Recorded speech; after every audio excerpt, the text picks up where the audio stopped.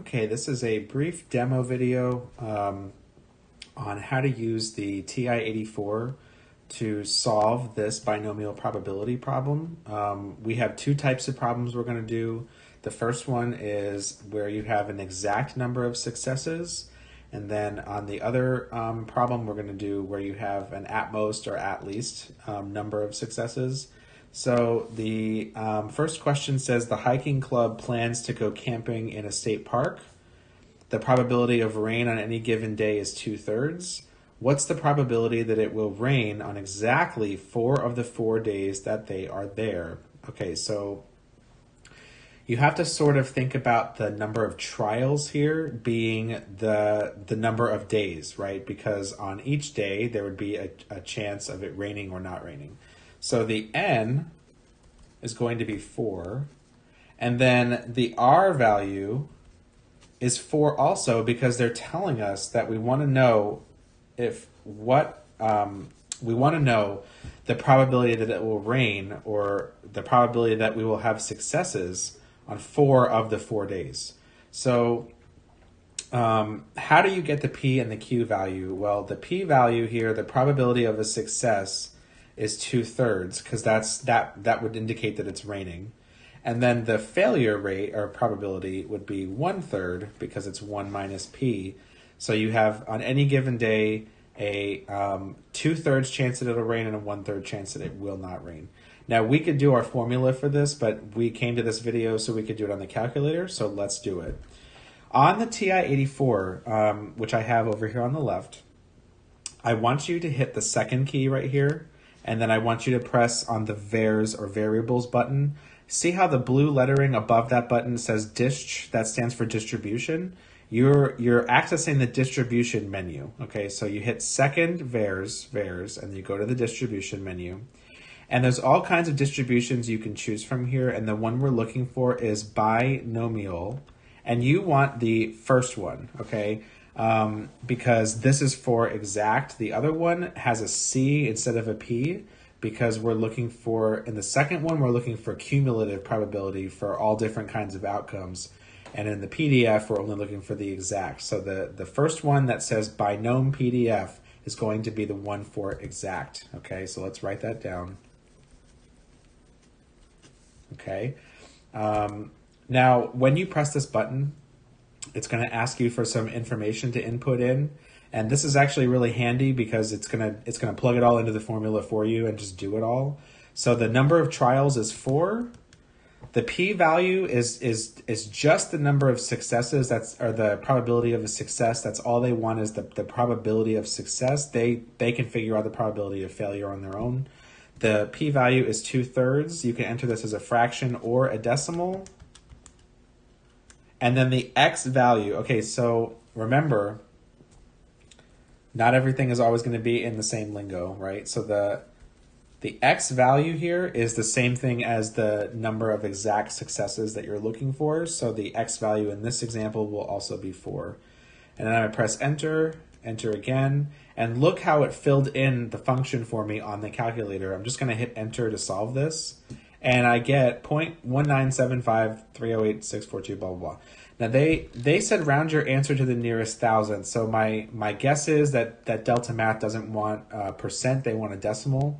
So that's fine. The nearest thousandth would be, let's see, this is 10, hundreds, and then thousands. And I rounded up at the thousandth place because that's what it told me to do. And the next highest value would have been 5, and 5 makes the 7 go up to an 8. Okay, so I want you to try putting in 0.198 for this one. Well, you can't try because you don't have this Delta Math problem. But you would either put in 0.198, or if you do it and they say they want a percent or something, you would just multiply that by 100, and you would get 19.8%. Okay, I'm not sure which answer what type of answer they're looking for, so you'll have to just experiment with that. Okay, the other type of problem that we could have would be either an at most or at least example. So for at most or at least, we're using cumulative binomial probability. And let's go ahead and analyze this answer question. It says if a fair die, so like a dice with 6 sides, is rolled 7 times, what's the probability of getting at least 5 threes? Okay, so the number of trials is 7, and the number of successes is at least 5 times. So that means 5, 6, or 7 times, right? So the R value is greater than or equal to 5. And then this part right here is telling you about the probability, because you want to know how many, like, what's the probability if you do it once? What's the probability of rolling a 3? Well, there's 6 sides, so the p-value is going to be 1 out of 6. That would make our failure 5 out of 6. Not that we really need that information, but, you know, whatever. So, okay, so the binomial cumulative function, this binomcdf, it's designed to give you all the probabilities that count up to a certain number. So if you just typed all this information in and put in this function, you'd be ending up with the probability of all of the other outcomes leading up to the number that you're putting in. So what you have to do, basically, let's break this down, is that if you have an at most type of problem, or if you have an at least type of problem, there's just 2 different things you have to do. So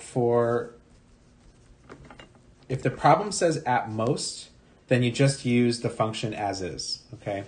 And if the function doesn't say that, if it says at least, then what you want to do is you want to do 1 minus that output of that function, okay? Because you're trying to find like the opposite. You're trying to count up instead of going down. So let's work one of these out. So if a fair die is rolled 7 times, what's the probability, rounded to the nearest thousandth, that you'll get at least 5 threes? Well, there's 7 trials, and you're looking for the situation where 5 of those trials give you a 3, or 6 of those trials give you a 3, or all of the 7 trials give you a 3. So you're going upwards. If you just type this information into the binomial CDF function in the calculator, it's going to give you, if 0 of the trials, 1, 2, 3, or 4 of the trials gave you a 3. And that's not what you want. You want the other side of that. So that's going to be 1 minus. This is an at least problem, so it's going to be 1 minus. So we're going to our calculator, and my camera is moving because my cat is playing with the cords down here, and I'm going to tell her to stop right now. Cut that out, Juno.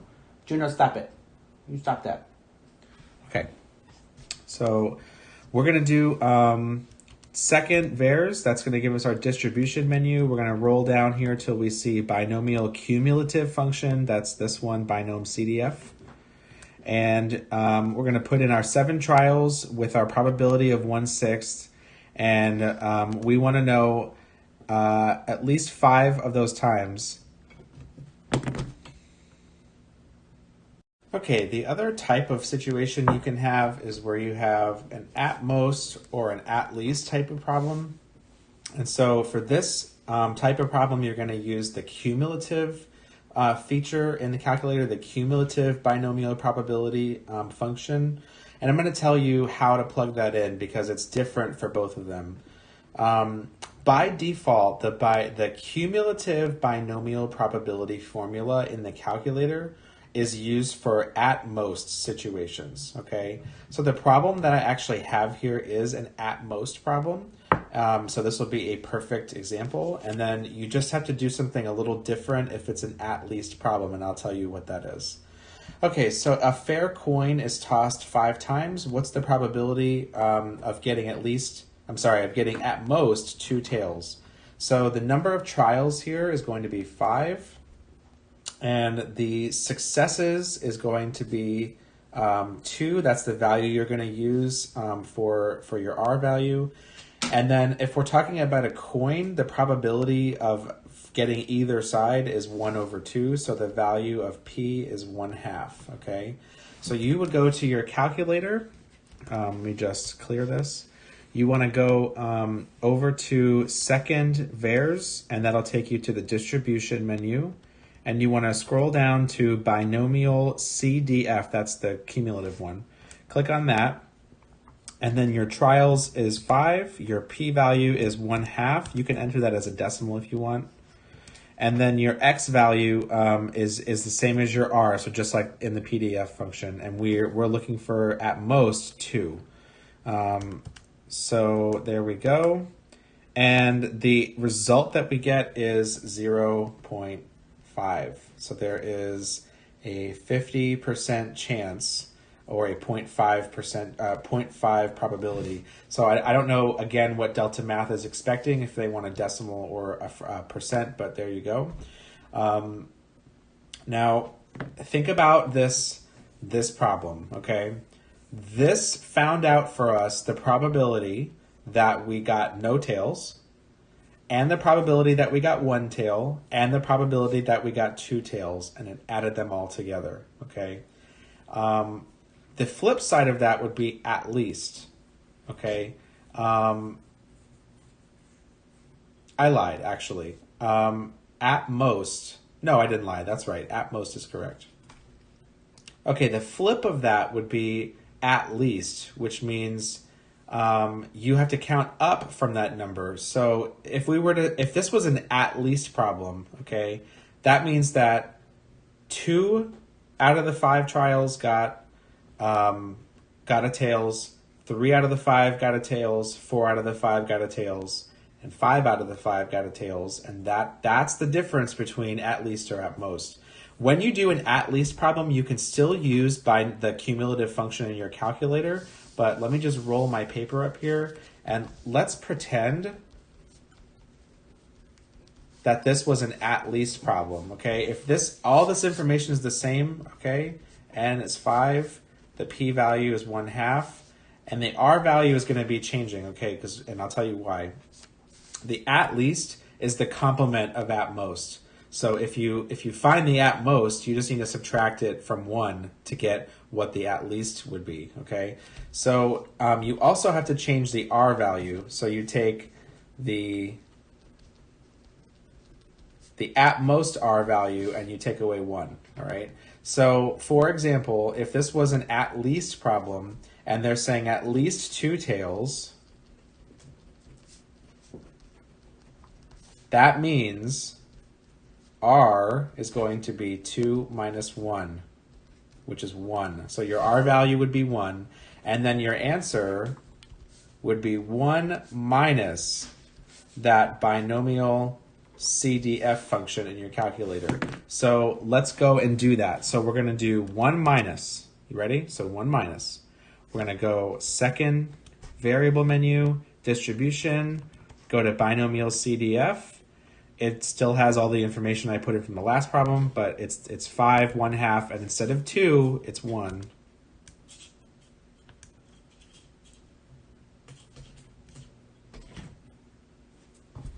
Okay, the other type of situation you could do with binomial probability is at most or at least, okay?